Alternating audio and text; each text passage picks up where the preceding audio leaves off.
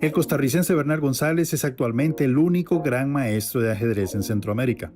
Se dice fácil, pero ese título, el segundo más importante después del de campeón mundial de la disciplina, requiere de mucho trabajo, mucho esfuerzo y sobre todo persistencia. En esta nota repasaremos el camino recorrido por González desde sus inicios hasta la obtención de este prestigioso título.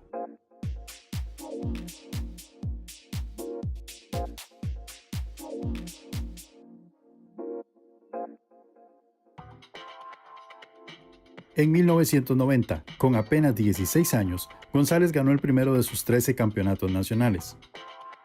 Este fue el primer título en una larga lista de logros que se extiende al día de hoy. ¿Fue sorpresivo ese primer galardón? En esa época había jugadores muy fuertes y en cierto modo yo me preparé para el torneo para sacar lo mejor que pudiera. Ya había quedado de cuarto en el año anterior, en el campeonato nacional también mayor. Entonces la idea era subir lo que se pudiera. Y yo no diría que fue tan sorpresivo, pero más lo sorpresivo fue pasar con esa edad y en ese año, en 1990, no a estar en la selección nacional solamente, sino a ser el jugador más fuerte del país.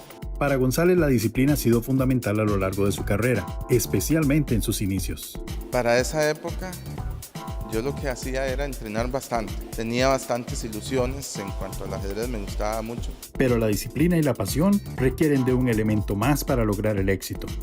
Yo creo que una de las características de un atleta en ese sentido debe ser la ambición. La ambición, yo lo disfruté, me gustó mucho como puede sentirlo uno, pero eso pasó como un pequeño descanso a lo que venía, porque siempre hay otra cosa, siempre hay otro reto, y en ese sentido, después del campeonato nacional, más bien era una pequeña parada, porque el objetivo era el título de maestro internacional para esa época. Los primeros éxitos de González motivaron a varios de sus vecinos en San Ramón a apoyarle. Las voluntades comenzaron a juntarse alrededor del ajedrecista. Tuve muchas personas, muchos ángeles, como dice uno, que lo apoyaron, porque yo no hubiera podido, mi familia no hubiera podido de pronto tener el fogueo en torneos internacionales, que tras eso era mucho más difícil en aquella época, la información era menos, las dificultades técnicas eran más grandes para poder ir a un torneo internacional, además de los costos, por supuesto, de lo que son ahora. Entonces hubo muchas personas que me ayudaron en la comunidad ramonense, creo que fundamentales, porque eso hizo que durante mi adolescencia, durante esa época, yo pudiera no solamente llegar a lograr a los 19 años el título de maestro internacional, sino en el proceso entre 15 y 19 tener el fogueo internacional necesario. El apoyo familiar ha sido también fundamental en la carrera de González. Yo le agradezco mucho a mi mamá, que fue siempre la que estuvo detrás, que hay la posibilidad de este viaje, pero tiene que faltar el colegio, vaya. Que tengo exámenes de acá y acá, y ella, tratemos de hablar con los profesores. Y siempre estuvo por ahí, orando mucho y apoyándome mucho. Entonces yo ahí ha sido un bastión en más de ya casi 30 años de carrera, fundamental para poder llegar. En 1993, González obtuvo el título de maestro internacional. Su exitosa carrera se vio interrumpida por la realidad de un país que no contaba con la infraestructura ni el apoyo suficiente para impulsar a un talento como el suyo. Después de sacar el título de maestro internacional, hubo muchos años de mi parte que, bueno, me dediqué ya a sacar un título universitario, a cuestiones laborales y todo. Las políticas estatales a nivel de gobierno, a nivel de Comité Olímpico, también no llegaban a nuestra disciplina y casi que a ninguna, ¿verdad? No hubo un apoyo importante, y estamos hablando de muchos años y de un momento donde yo hubiera obtenido muy buenos resultados. Era maestro internacional, tenía un ranking muy alto y tenía 19 años. González ingresó a la Universidad de Costa Rica en 1995 para estudiar psicología. En 1999 se graduó y decidió retomar el viejo sueño, la obtención del título de Gran Maestro. Alcanzar ese sueño requeriría, como cuando se enfrenta a un rival en el tablero, de un cuidadoso plan estratégico. Yo hice un trabajo especial, por así llamarlo, para lograr subir de mi nivel y obtener, primero que todo, sentir un trabajo de unos 3 años para subir ese nivel que yo tenía de maestro internacional y acercarlo al de gran maestro.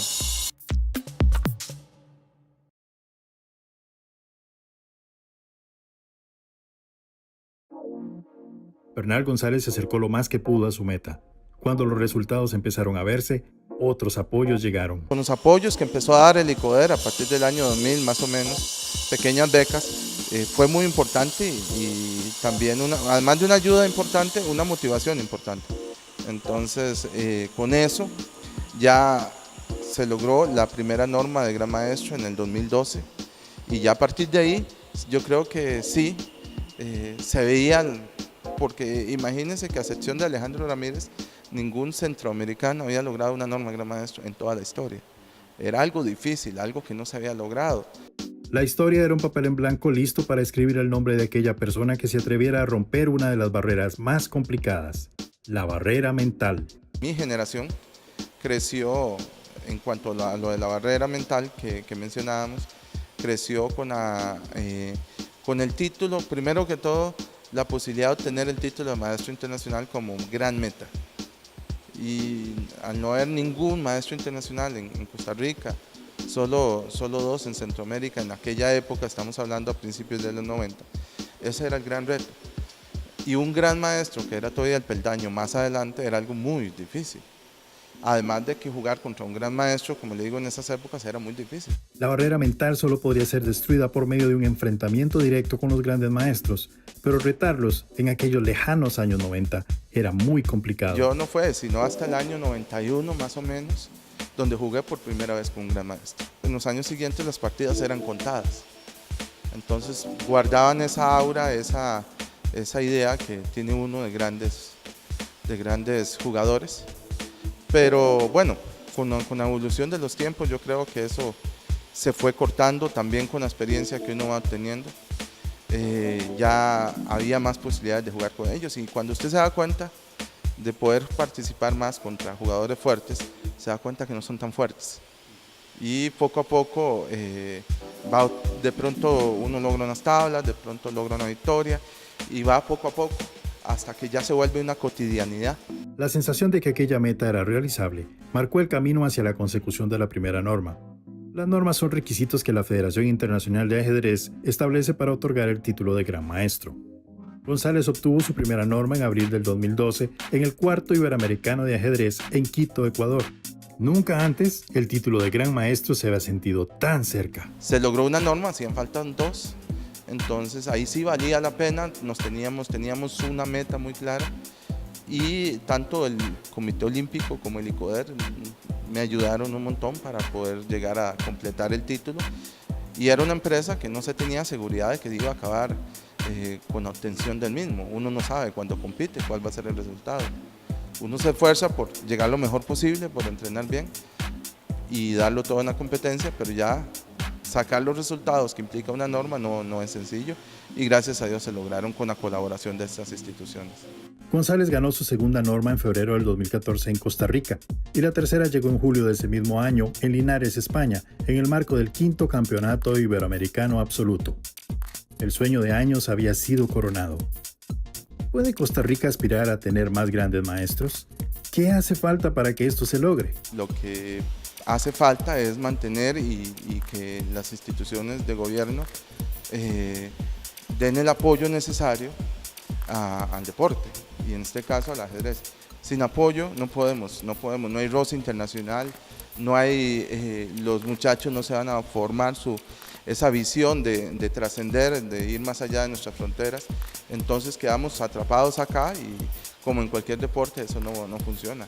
Muy importante la labor del Comité Olímpico, en ese sentido yo he visto cómo el Comité Olímpico solicita ese apoyo para la labor de atletas de alto rendimiento, porque es muy importante en el deporte masificar, estamos de acuerdo, en la recreación es fundamental, pero todo el apoyo debe ser distribuido y los atletas de alto rendimiento somos ejemplo para todos los que vienen. Habría más masificación si los atletas de alto rendimiento logran mejores resultados. Es todo un círculo, yo creo que es una simbiosis importante.